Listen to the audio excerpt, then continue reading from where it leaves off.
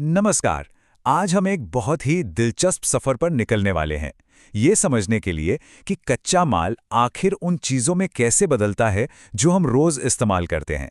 जी हाँ, ये कहानी है विनिर्माण की। चलिए, एक सवाल से शुरू करते हैं। जरा सोचिए तो, एक सीधी सादी सी टी शर्ट, एक कार और एक हाईटेक कंप्यूटर, इन तीनों में भला क्या एक जैसा हो सकता है? इसका जवाब छिपा है इस बात में कि ये सभी अपनी शुरुआत में कुछ और ही होते हैं, और बस यही एक आइडिया हमें मैन्युफैक्चरिंग की पूरी दुनिया में ले जाता है। मतलब एक चीज़ को दूसरी, उससे ज़्यादा कीमती चीज़ में बदलने का पूरा प्रोसेस।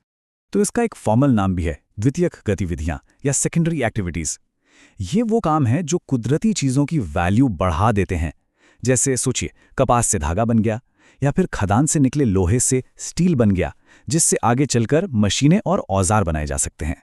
तो चलिए अब सीधे फैक्ट्री के अंदर चलते हैं और देखते हैं कि चीजें बनाने का तरीका वक्त के साथ कितना बदल गया है। मतलब हाथ की कारीगरी से लेकर आज के ऑटोमेटेड कोड तक का सफर कैसा रहा है। यहाँ इन दो तस्वीरों में जो फर्क है वो जमीन आसमान का है।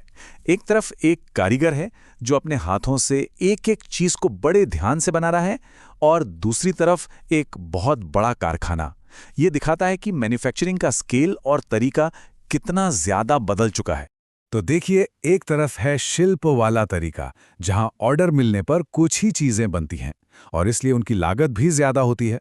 और दूसरी तरफ है बड़े पैमाने पर प्रोडक्शन, जिसमें एक जैसे स्टैंडर्ड पार्ट्स का इस्तेमाल होता है, जिससे लागत घट जाती है और एक ही तरह के हजारों लाखों चीजें बनाना मुमकिन हो जाता है। आज की जो बड़ी बड़ी फैक्ट्रियां हैं, वो कुछ खास उसूलों पर चलती हैं।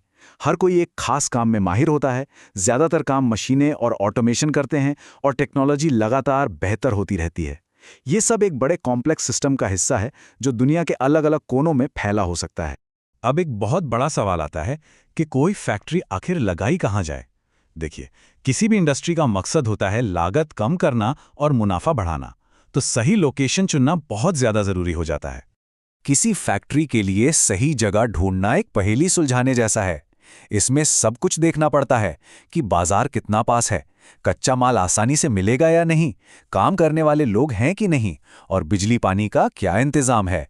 ट्रांसपोर्ट तो जरूरी है ही, साथ ही सरकार की नीतियां भी बहुत मायने रखती हैं। और हाँ, कभी-कभी बहुत सारी इंडस्ट्रीज एक ही जगह आ जाती हैं, क्योंकि साथ रहने से सबको फायदा होता है। इसे समूहन अर्थव्यवस्था कहते हैं। चलिए, अब अगले हिस्से पर चलते हैं और समझते हैं कि मैन्युफैक्चरिंग की इस बड़ी सी दुनिया को कैसे अलग-अलग हिस्सों में बांटा और समझा जाता है। अच्छा, ये चार्ट देखकर शायद थोड़ा मुश्किल लगे, पर घबराइए नहीं, ये इंडस्ट्रीज को समझने का एक बहुत ही बढ़िया नक्शा है। चलिए, एक सिंपल सा उदाहरण लेते हैं। अगर हम कच्चे माल को देखें तो हमें कृषि आधारित इंडस्ट्रीज मिलती हैं, जैसे चीनी उद्योग या फिर सूती कपड़ा उद्योग। तो मोटे तौर पर कहें तो इंडस्ट्रीज को हम 4 तरीकों से बांट सकते हैं। पहला, उनके साइज के हिसाब से। दूसरा, वो किस तरह का कच्चा माल इस्तेमाल करती हैं। तीसरा, वो बनाती क्या हैं, क्या वो बेसिक सामान बनाती हैं या फिर सीधे ग्राहकों के लिए। और चौथा, उनका मालिक कौन है, सरकार, कोई प्राइवेट कंपनी या फिर दोनों मिलकर। अब बात करते हैं मैन्युफैक्चरिंग के सबसे एडवांस्ड रूप की, जहां टेक्नोलॉजी का रोल सबसे बड़ा होता है। देखिए, हाईटेक इंडस्ट्री का मतलब सिर्फ सामान बनाना नहीं है। इसकी असली जान है रिसर्च और डेवलपमेंट, यानी R&D। इसमें असेंबली लाइन पर काम करते रोबोट से लेकर कंप्यूटर पर होने वाली डिजाइनिंग तक सब कुछ शामिल है। और यहाँ असली पावर प्रोडक्शन वर्कर के पास नहीं, बल्कि बेहद कुशल प्रोफेशनल्स के हाथों में होती है। और जब यही हाईटेक कंपनियां एक ही जगह पर इकट्ठा हो जाती हैं, तो वो जगह टेक्नोपोलिस बन जाती है। इसका सबसे जाना माना उदाहरण है सिलिकॉन वैली। ये जगह इसलिए कामयाब होती हैं क्योंकि यहाँ नॉलेज, टैलेंट और पैसा सब एक साथ मिल जाता है, जिससे नए नए इनोवेशंस होते रहते हैं। तो आखिर में सवाल ये उठता है कि ये सब इतना ज़रूरी क्यों है? मैन्युफैक्चरिंग का हमारी ज़िंदगी और दुनिया की अर्थव्यवस्था पर आखिर क्या असर पड़ता है? सीधी सी बात है, मैन्युफैक्चरिंग दुनिया की अर्थव्यवस्था की रीढ़ की हड्डी है। लोहा और इस्पात हो, कपड़े हों, गाड़ियां हों या फिर इलेक्ट्रॉनिक्स, ये इंडस्ट्रीज न सिर्फ करोड़ों लोगों को रोजगार देती हैं, बल्कि हमारी जिंदगी को भी बेहतर बनाती हैं। और आखिर में हम एक बहुत जरूरी सवाल पर आके रुकते हैं।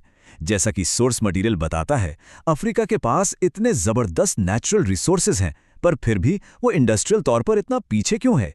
इस हालत को बदलने के लिए आखिर क्या करना होगा? इस पर सोचिएगा जरूर।